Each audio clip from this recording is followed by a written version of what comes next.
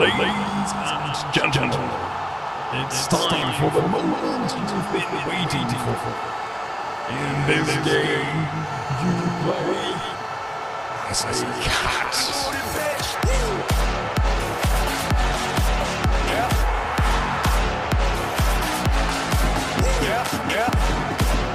Yes, I know, it's crazy. In Stray, you play as a cat.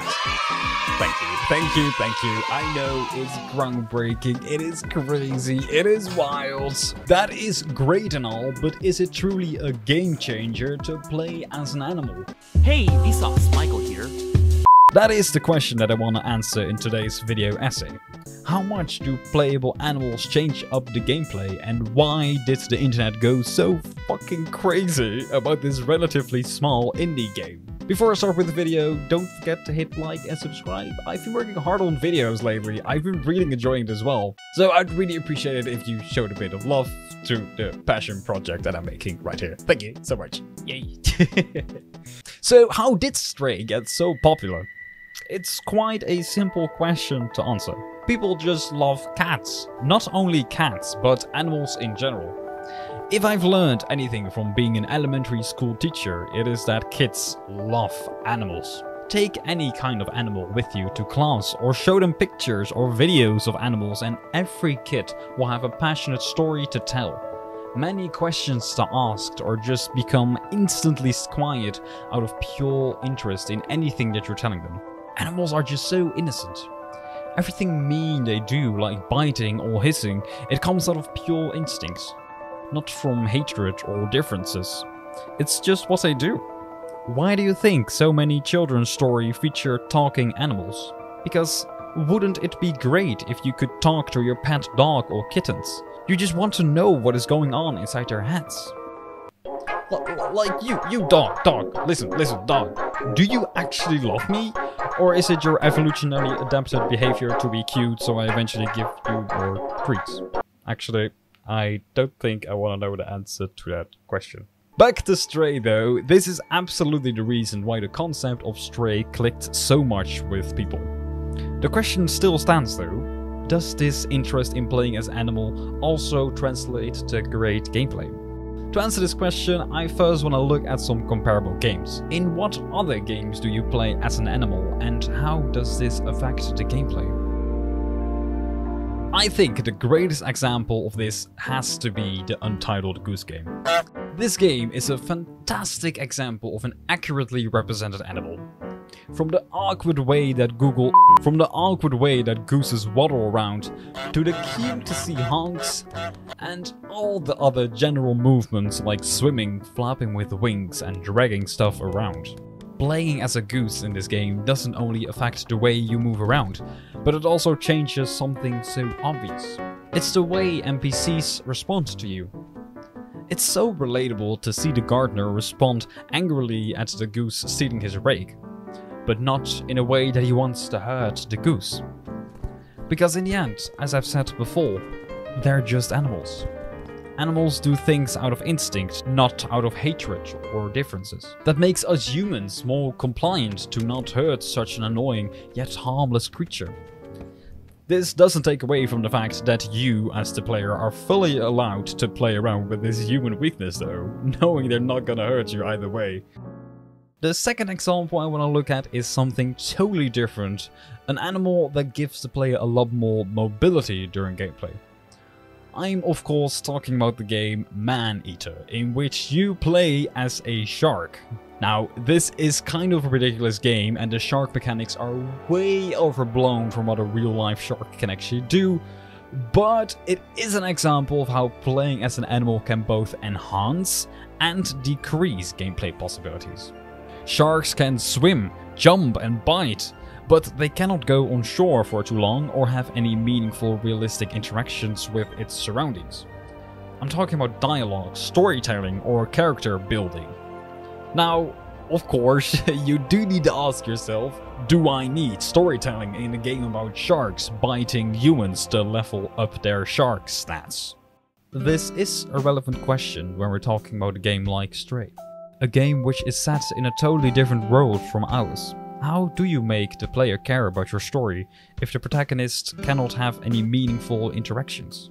It's kind of how Mr. Bean or Charlie Chaplin made their silent films, conveying a story and doing world building without words, deep interactions, and from the dulled down perspective of an animal. So, how does Stray handle this issue? I think it's finally time to take a proper look at this masterpiece of a game. Let's dive into the cyberpunk-styled world of Stray.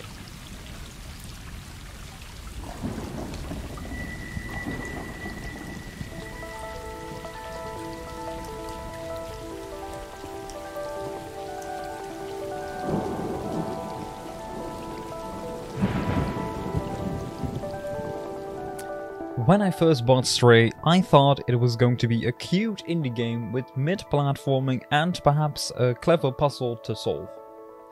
Now that the game has finally been released and after having done a playthrough on stream, I realized that this game is so much more than just a cute kitten simulator.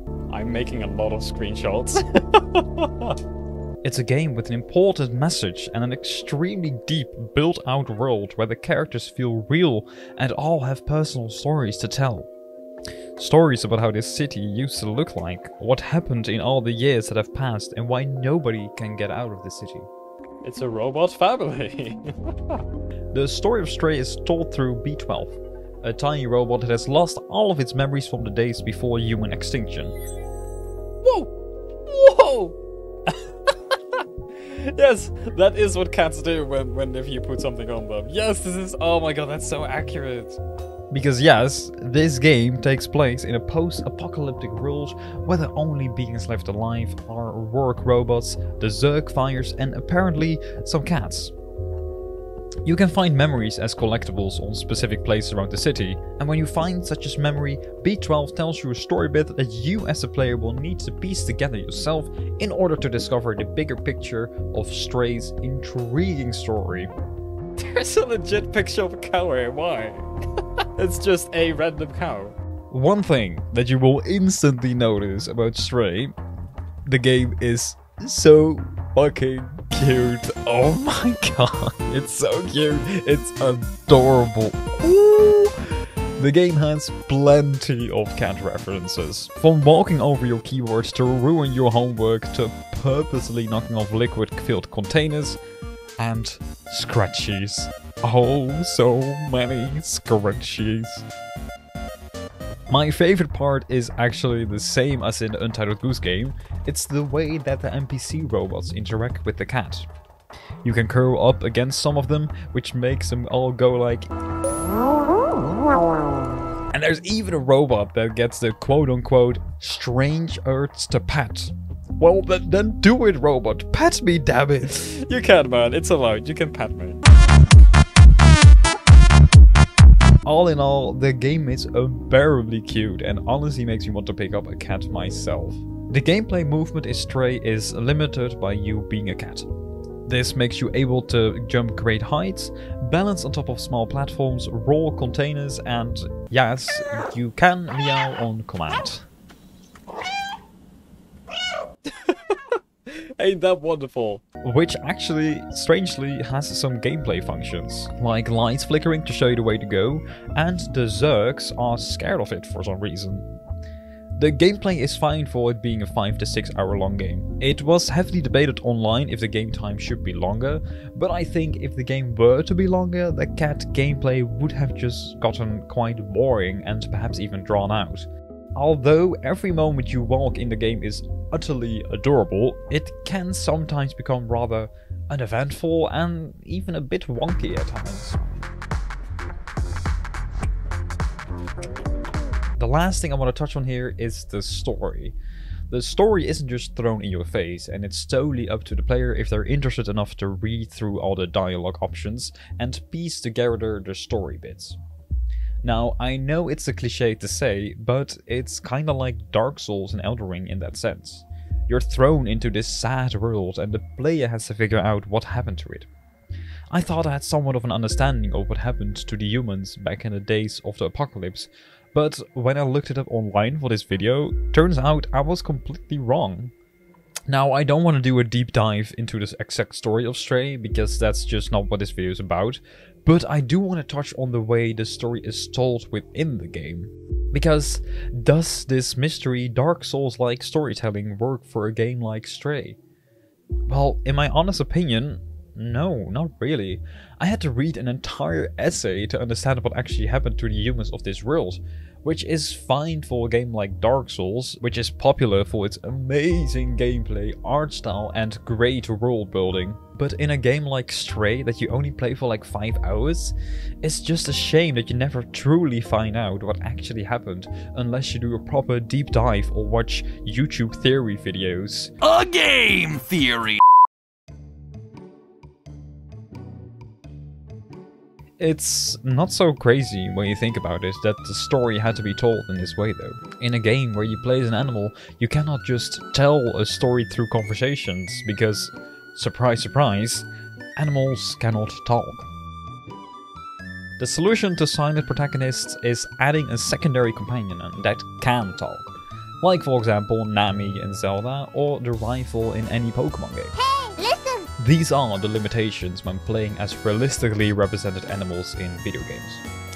So, to answer the question of this video, does playing as an animal enhance the gameplay experience? No, but it's damn cute, so please keep making these games, developers. Thank you, bye!